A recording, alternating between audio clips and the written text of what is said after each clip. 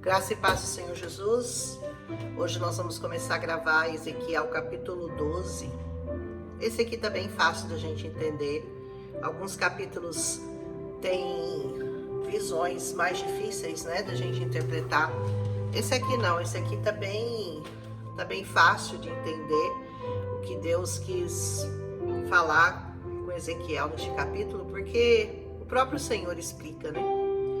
Antes de eu gravar, eu orei ao Espírito Santo para que as pessoas que ouvirem esse capítulo tenham os seus olhos abertos e seus ouvidos abertos também, para poderem entender e para poder saber o que o Senhor espera delas.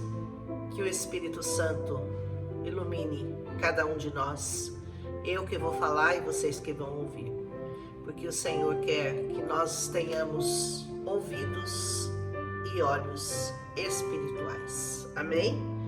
Ele diz assim: veio a minha palavra do Senhor, filho do homem, você vive no meio de uma nação rebelde.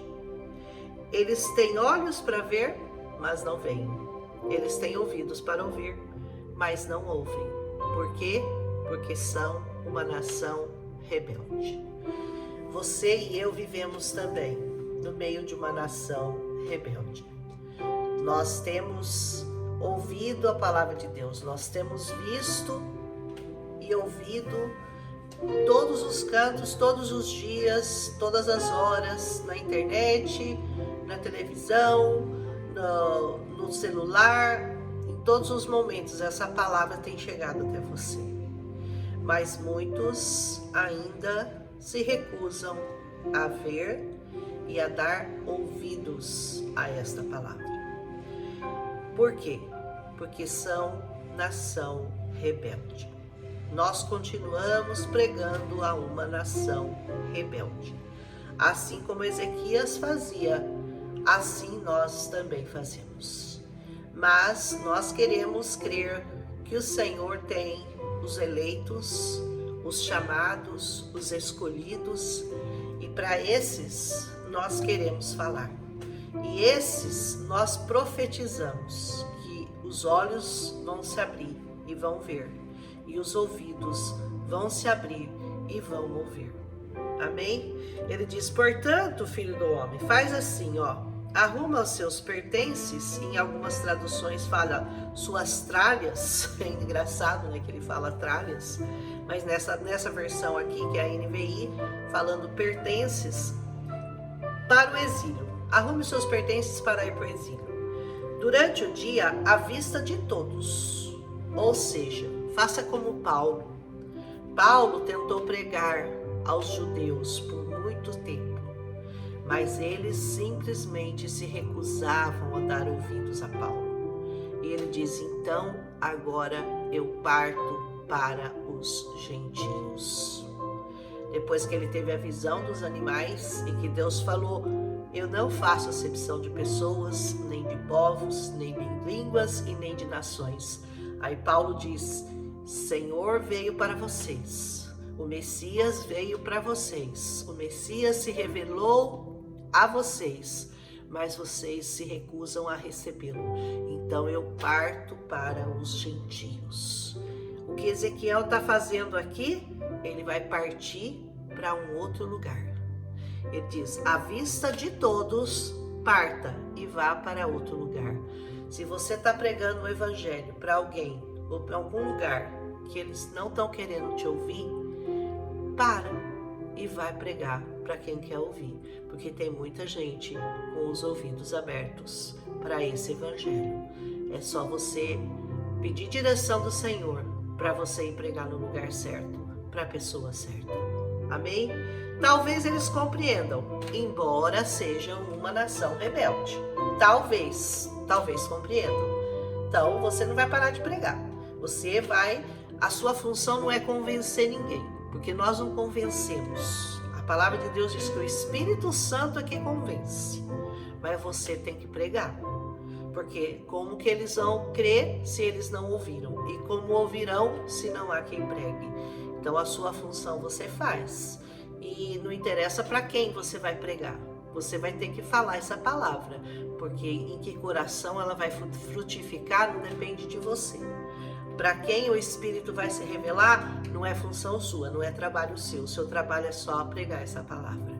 Amém? E isso foi o que Ezequiel estava fazendo. Ele fala, durante o dia, sem fugir aos olhos do povo, ou seja, aquilo que você tem que fazer, faça à luz, faça às claras. Não precisa ficar se escondendo no meio do povo. Não, faça para que todo mundo veja o que você está fazendo, que você está pregando e você está indo para outros lugares pregar, porque aqueles povos simplesmente não quis te ouvir, recusou a palavra do Senhor.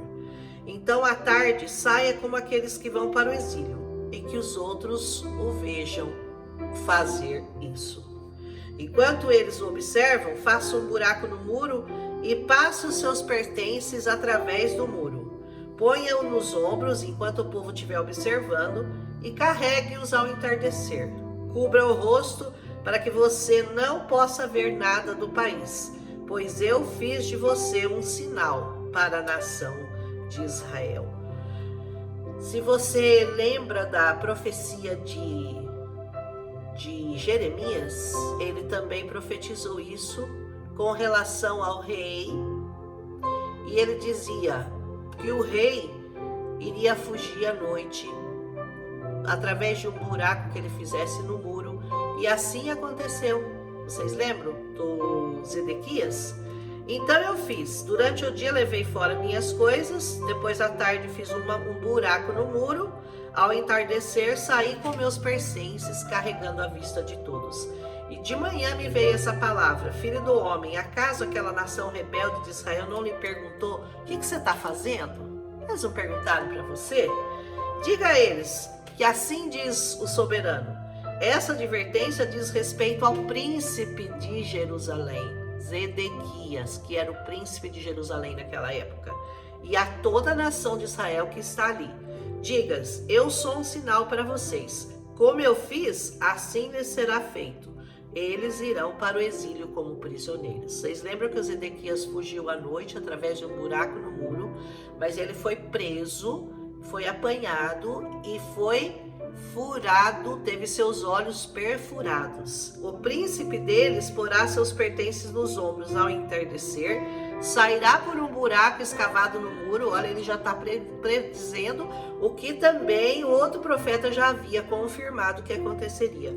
Para ele passar, cobrirá o rosto, ou seja, ele vai sair escondido, com o rosto coberto, como fez os Zedequias, né? Para que não possa ver nada do país. Estenderei minha rede para ele, e ele será apanhado em meio ao laço. Vocês lembram que os babilônios foram atrás dele e o pegaram e o prenderam.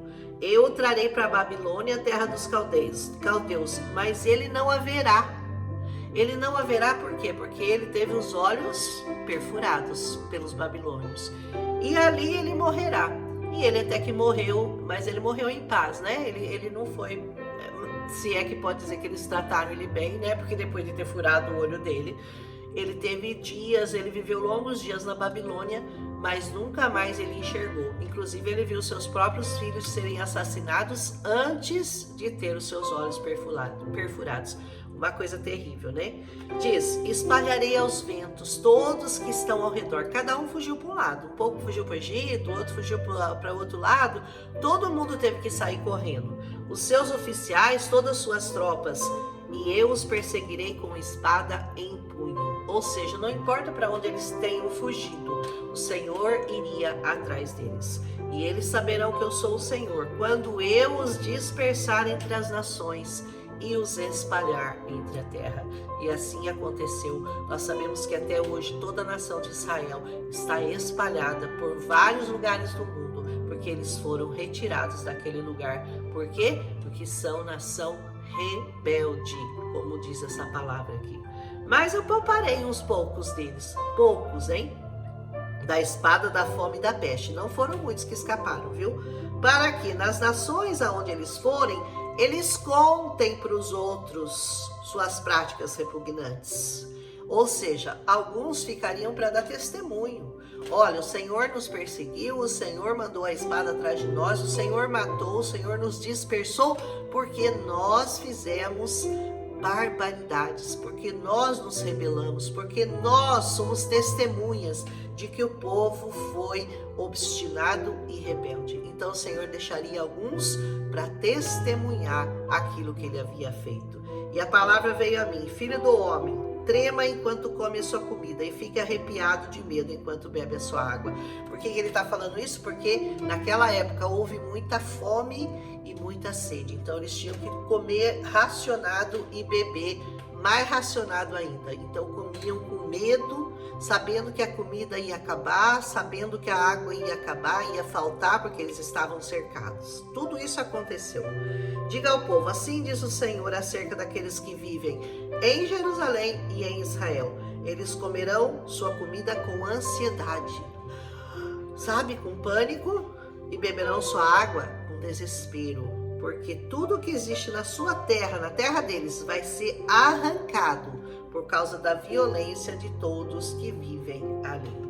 As cidades habitadas serão arrasadas, a terra ficará abandonada, e então vocês saberão que eu sou o Senhor. Tem muita gente que espera tudo de ruim acontecer, ficar com a vida arrasada, detonada, destruída, para entender que aquilo é culpa do próprio pecado, e que então ele vai se dobrar e declarar: verdadeiramente eu pequei contra o Senhor, mas eu vou voltar e vou saber dessa forma que o Senhor é o Senhor. Não espere tudo isso, não espere desgraça. Ele é o Senhor e ponto. Acredite, creia, volte-se para Ele, derrame-se na presença dEle, reconheça-o como Senhor, declare que Ele é o Senhor e pronto, e você vai viver em paz e em segurança debaixo das asas do Altíssimo. Esse povo esperou demais, já tinha recebido todos os alertas, todos. Isso aqui não aconteceu em um dia, 2 dias, foram milhares de anos, quase 2000 anos para que isso começasse a acontecer com eles. Então é bom a gente ficar esperto, né? Nós estamos sendo avisados há mais de 2000 anos lá, desde que Jesus morreu naquela cruz, há 2022 anos atrás, nós estamos sendo avisados que nós temos que nos render, que nós temos que saber que Jesus é o Senhor, darmos ouvido à sua voz e podermos ver, contemplar a sua glória. Não deixe que, como diz a palavra, que o príncipe desse século segue o seu entendimento, porque ele diz que o príncipe desse século, que é o Satanás, ele cegou o entendimento dos incrédulos para que lhes não resplandeça a luz do evangelho da salvação. Busque a luz, busque a luz. Filho do homem, que provérbio é esse que vocês têm dito aí? Os dias passam e todas as visões dão em nada, não acontece nada. Os dias estão se passando e as visões não acontecem.